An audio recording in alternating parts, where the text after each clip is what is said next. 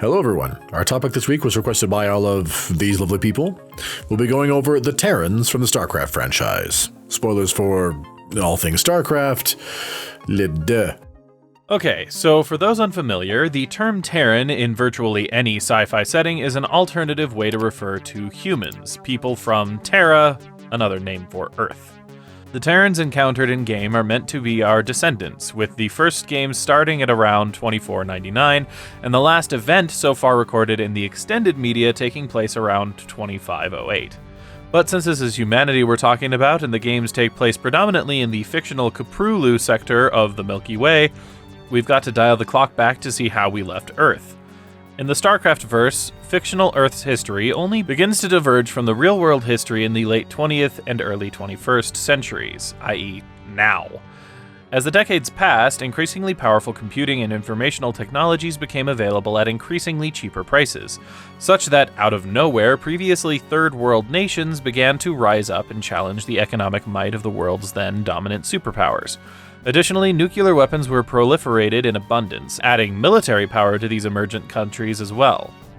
This geopolitical instability was coupled with a virtually unchecked rise in the studies of genetics, cybernetics, cloning, and the like, such that these practices left the high-end labs and made it into the hands of the general public, leading to random citizenry paying for cybernetic or genetic augmentation and modifications with little to no oversight.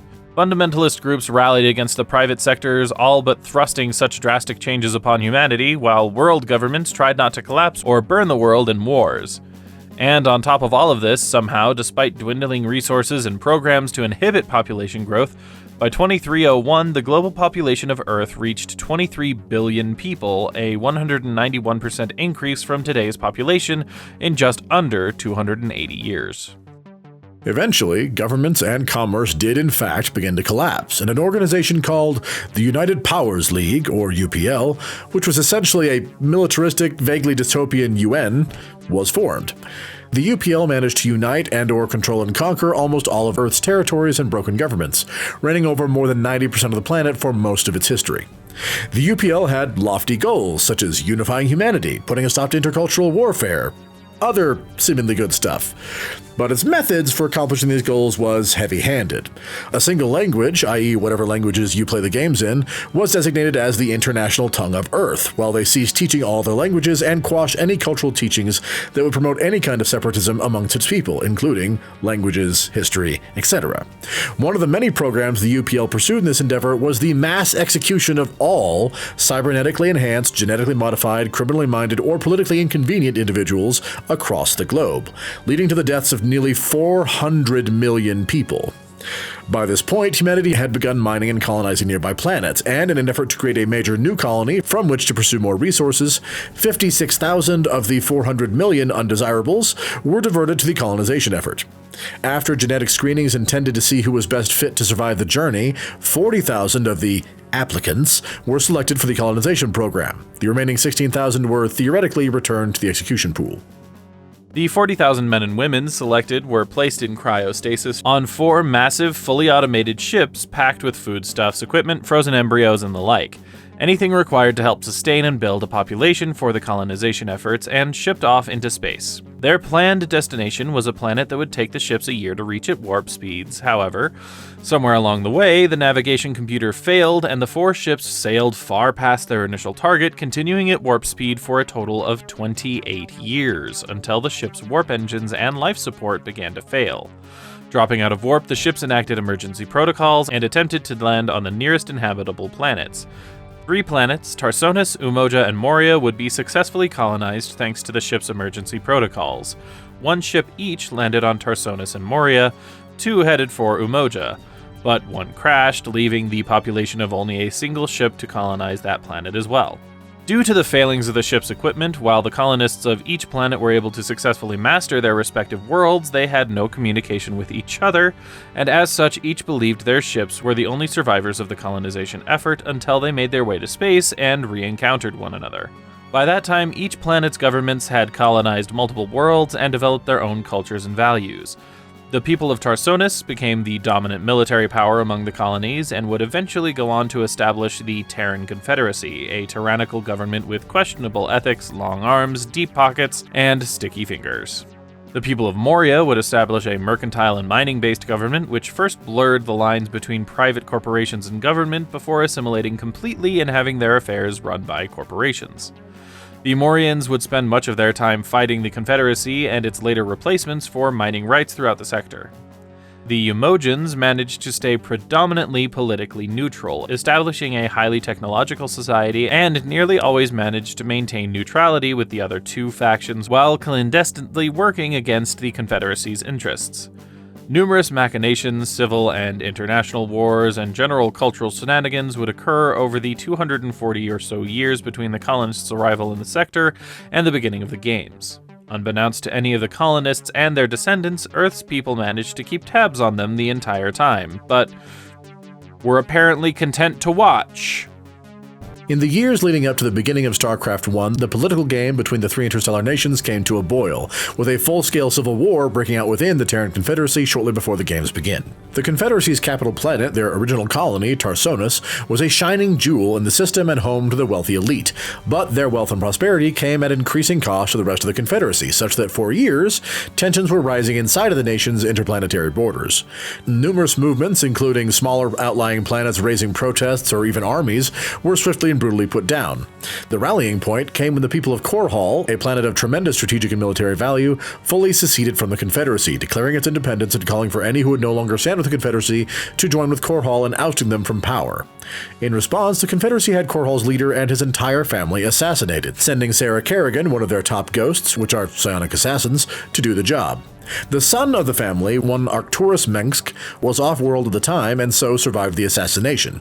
He then rallied the people of Korhal and others much more fiercely in response to the Confederacy's actions. The Confederacy's commanders had hoped that killing Korhal's leaders would put a stop to things. However, upon seeing that they were mistaken, they doubled down on their plans and with no warning bombarded Korhal with 1,000, quote, apocalypse-class nuclear missiles. Korhal was leveled, and the devastation of the planet was so complete that even the Confederacy retired the use of that yield of nukes despite thereafter being at war. And they were at war because that act lit a fire in Mengsk that would never be snuffed out. He founded the Sons of Korhal in honor of his devastated home planet, and with the aid of the other powers in the sector, fought a vicious guerrilla war with the Confederacy in the following years. Those who flocked to his banner called him a freedom fighter. Those who sided with the Confederacy called him a terrorist. Mengsk's first major ally was a Confederate general who, along with most of his men, immediately defected from the Confederacy after they nuked Korhal. His second was Kerrigan, the very same ghost who assassinated his family. The last great ally of note would come shortly after the games begin in the form of Jim Raynor, who was initially the right-hand man of the player during StarCraft 1, but is later retconned to have actually been the player throughout the first game.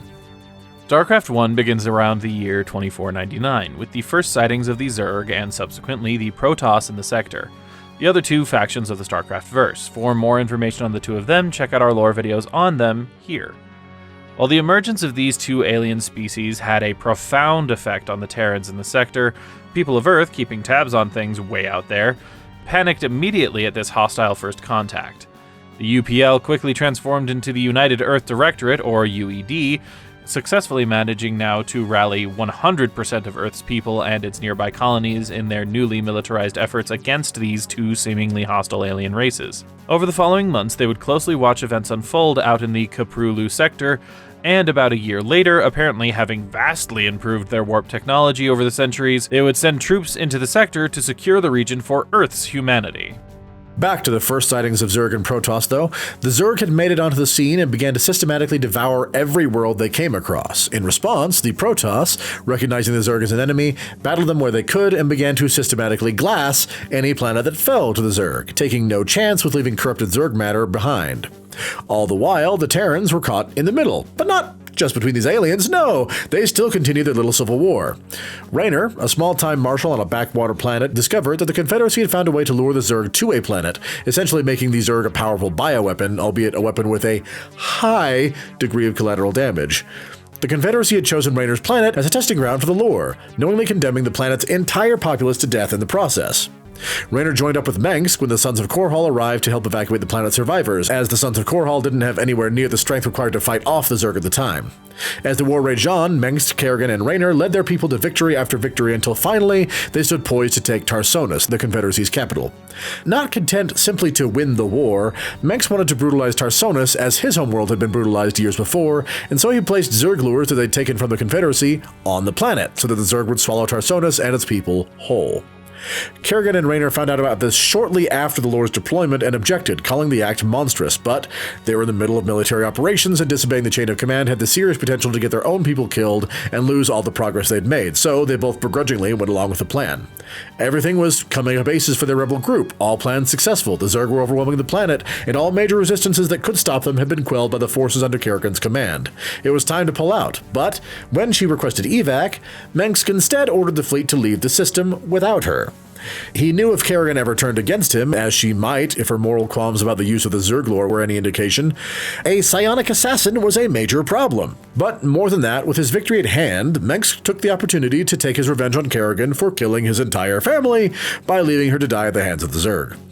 Raynor attempted to rush to come to Kerrigan's aid, as not only was she a trusted ally, but the two of them had struck up a romantic relationship, but was unable to save her. Thereafter, Raynor defected from Mengsk's forces. For his part, with the Confederacy command structure destroyed and its military leaders either slain or working for him, Mengsk established the Terran Dominion, with himself as emperor, taking control of virtually all of the Confederacy's old territory and assets, having convinced the people of the Confederacy that he was the one who would best protect them from these alien threats. For Raynor's part, he joined the Protoss in battling the Zerg, made close friendships with some of their greatest heroes, and even played a major role in slaying the Zerg's seemingly immortal leader. By the time the Zerg leader had been slain, though, the Protoss homeworld had fallen to the Zerg, and even with their leader slain, the Zerg forces were powerful and immense. Most of the Protoss forces fled the planet, while a small force remained behind to cover their escape. Raynor and his soldiers were among this force, though they would survive and continue to fight the good fight. As time passed, word came to light that a new Zerg leader was being spawned. It was a very specific, powerfully psionic creature, capable of controlling the entirety of the swarm at once. The Zerg swarm isn't the sort of group that can just be led by any old Zerg. This sent everyone into action, including Earth's forces, who, in light of this information, sent a fleet to the Koprulu sector with the intent of leashing the Zerg to use as weapons and foot soldiers, not unlike the Confederacy in Mengsk, and then using the Zerg to remove or minimize the Protoss presence in the area and establish Earth-based control of the Terran colonies in the sector. Eons ago, both the Zerg and Protoss were uplifted by an ancient alien race called the xel'naga, and one of the only surviving members of the xel'naga species, Amon, desired to rid the galaxy of all life. With the help of one of Amon's xel'naga agents, who assumed the form of a human, Earth's fleet managed to all but break Mengsk's hold on the sector, crushing many of Mengsk's Dominion forces and even establishing control of the new baby hive leader. Well, on the other hand, Mengsk, Raynor, the Protoss leaders, and Kerrigan, who had survived but been infested by the hive and now acted as one of the Zerg's most powerful leaders, all banded together to slay the new baby Zerg leader before it could fully unite the Zerg once again. Their combined forces succeeded and, in the process, broke most of Earth's fleet. Mengsk began taking back his territory, re-establishing his dominion. Raynor went back to acting as a rebel against Mengsk, intent on dethroning him, as Mengsk was proving to be just as tyrannical as the Confederacy had been. While Kerrigan took over most of the Zerg swarms. Most of Earth's fleet fled back home, but was devoured by the Zerg before ever arriving. Earth has yet to meddle in the affairs of the Koprulu sector since. Years passed and the various factions licked their wounds as each had suffered major losses during the rapid-fire wars they'd just fought. As time passed, Mengsk's son, heir to the throne, began a number of projects, including founding an organization to study alien life, culture, and ruins, and in so doing helped to discover an old xel'naga relic that could be used to return Kerrigan to a human state. This interested everyone, as not only could it potentially get Raynor the love of his life back, as Kerrigan had been twisted into a very evil mirror of her old self, but remove the powerful leader of the Zerg, making them easier to deal with as they wouldn't be as unified. So Raynor's rebels, who had quietly been fighting their own war against Mengsk's forces, began collecting all the pieces of the relic, eventually even quietly gaining the support of Valerian, Mengsk's son, against his own father, as he saw Mengsk for the tyrant he was. The relic was completed and Kerrigan was returned to human form, weakening the Zerg considerably. But that still left the problem of Mengsk and the Dominion. While Raynor and Kerrigan hid from Mengsk in one of Valerian's labs, where they were studying Kerrigan for a number of reasons, not the least of which being insight into curing others of Zerg infection or controlling the Zerg even better than humanity already could, Mengsk tracked them down and launched an attack, capturing Raynor in the process. Kerrigan, largely returned to her old self and thus caring for Raynor's safety, spearheaded operations to save him and harass Dominion forces along the way. Ultimately, she willingly returned to Zerg form, giving her the power to save her beloved and continue her war against Mengsk, though this time she retained her sense of self. At first, this ruined she and Raynor's relationship, but they did at least work together to take down Mengsk, leveling the Dominion capital and finally killing Mengsk. Thereafter, Kerrigan and the Swarm left, and Raynor's forces supported Valerian as he assumed the mantle of Emperor, which was great since Valerian was a much more compassionate and moral leader than his father had ever been. Unfortunately, humanity's trouble was far from over. That same xel'naga agent who'd aided Earth's fleet in causing havoc in the sector had infiltrated Valerian's alien research projects and had used those resources to create an army of Zerg Protoss hybrids loyal only to Amon without anyone noticing, who then began ravaging the sector. Eventually, Raynor, backed by Valerian's Dominion, joined forces with the Protoss and Kerrigan's Zerg in battling Amon and his forces, destroying him once and for all, with Kerrigan ascending to his xel'naga-like form to do so. She and Raynor then vanished in the aftermath, but once again, the Terrans weren't allowed to rest just yet. In the following years, the Terran Dominion experienced a time of peace, but those moments of peace kept getting interrupted by nearly empire-shattering events. Valerian's status as the founder and funder of the very scientific organization that led to the creation of the Zerg Protoss hybrids, and thus nearly the end of all life, was almost used against him in the political sphere, and afterwards he was convinced to own up to that fact to the people of the Dominion, releasing the information on his own terms and pledging to learn from those mistakes. Valerian found his approval ratings soaring, much to the annoyance of a splinter faction of the Dominion. This splinter faction, calling themselves the Defenders of Man, were made up of warmongering, xenophobic Mengsk supporters.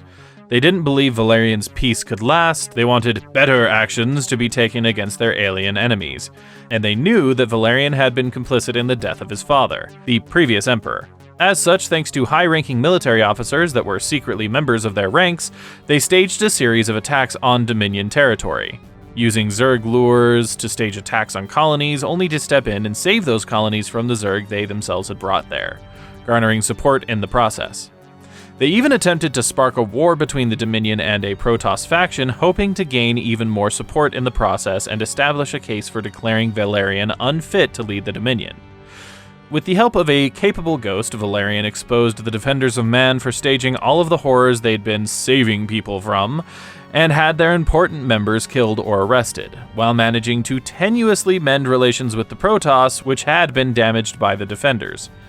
Sometime later, the Zerg's new ruler offered to aid the Protoss and Terrans in their terraforming efforts, as many planets had been utterly ruined by the wars of the last decades, and after helping the Zerg root out their own splinter group, the Dominion and the Protoss agreed to a tenuous work relationship with the Zerg in their restoration efforts. Several smaller military and socio-political issues would arise among the Terrans thereafter, but each was largely handled, and for the most part, things are more peaceful for the Terrans than they've been in quite a long time. And that's basically the Terrans, sci-fi humans of the Starcraft verse. We hope you enjoyed this video. If you did, please leave us a like and share it with someone you know might like it. If you have ideas for videos you'd like to see in the future, do like all of these lovely people and let us know in the comments down below. If you'd like to see more videos from us, hit that subscribe button. And if you'd like to see our Let's Plays, follow the link in the description and subscribe to our Let's Play channel. In the meantime, this has been True Masters Morons, signing off.